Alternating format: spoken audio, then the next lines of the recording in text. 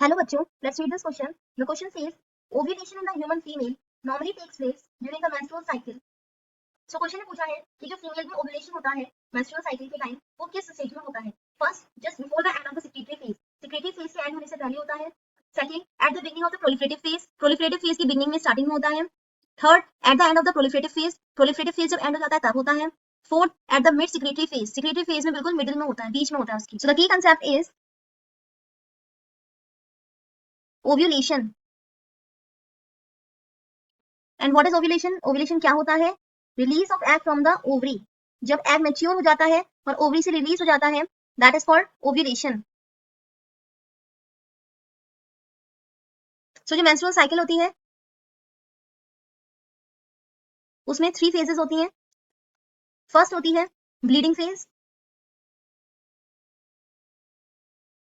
जिसमें क्या होता है, जो ओवम होता है वो एंडोमेट्रियम के साथ साथ in the form of blood shed होता है, दैट इज मेंस्ट्रुअल फ्लो होता है इस स्टेज में, जो कितने टाइम तक होता है, 1 to 5 डेज होता है. अब यहाँ पर 5th डे में क्या होता है, ब्लीडिंग स्टॉप हो जाती है और ओवम क्या बन जाता है, ग्राफियन फॉलिकल बन जाता है. सेकेंड स्टेज होती है इसकी प्रोलिफरेटिव फेज. प्रोलिफरेटिव फेज में क्या होता है, इसमें ग्राफियन फॉलिकल जो होता है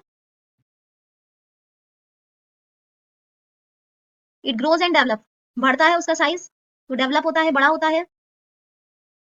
और एक इस हार्मोन के एडमिनिस्ट्रेशन में होता है FSH, that is follicle stimulating hormone, जो इसको स्टिमुलेट कराता है, इसकी ग्रोथ कराता है ग्राफियन फॉलिकल की.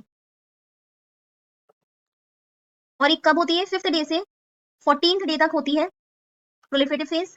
और 14th डे में क्या होता है, ओव्यूलेशन हो जाता है, that is release of egg. Egg release हो जाता है 14th डे में. इसका मतलब प्रोलिफरेटिव फेज के एंड में. उसके बाद थर्ड स्टेज आती है सिक्रेटरी फेज. इसमें क्या होता है, ये 15th to 28th डे तक होती है. अब जो ग्राफियन फॉलिकल होता है वो क्या बना लेता है, कॉर्पस ल्यूटियम बना लेता है. कॉर्पस ल्यूटियम 2 हार्मोन सिक्रीट करता है, एस्ट्रोजन एंड प्रोजेस्टेरोन. ये यूट्रस की लाइनिंग को मेंटेन करते हैं.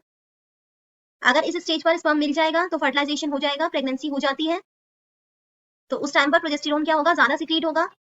बट अगर स्पर्म नहीं होगा तो फर्टिलाइजेशन, प्रेगनेंसी नहीं होगी, तो प्रोजेस्टेरोन का सिक्रेशन भी कम हो जाएगा.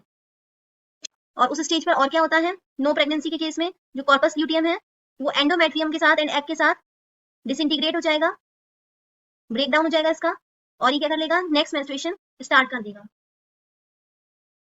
सो क्वेश्चन में पूछा था कि ओव्यूलेशन कब होता है. So the final answer is C, that is at the end of the proliferative. Hope you understood it well. Best of luck.